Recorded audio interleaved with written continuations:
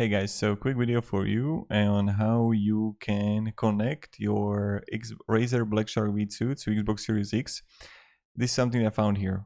Look here. The one for Xbox comes with a receiver that allows you to use the headset wirelessly without needing to plug them into control through the 3.5mm jack. To make them work wirelessly with Xbox, you plug in the provided receiver into provided USB-C to USB-A connector, and then you plug that into the Xbox USB-A port. And after that, assuming your headset is turned on, it should connect the headset to your profile and you're set. I also tried to Bluetooth connect it with PC and mobile and it worked fine. These headsets are particularly inadequate to previous model in terms of build, sound and mic quality. If you like the previous ones, you like these.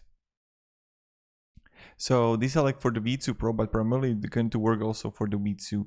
And I hope this video helped you. I just want to make this like quick guide for you. So thank you very much for watching and have a great day and goodbye.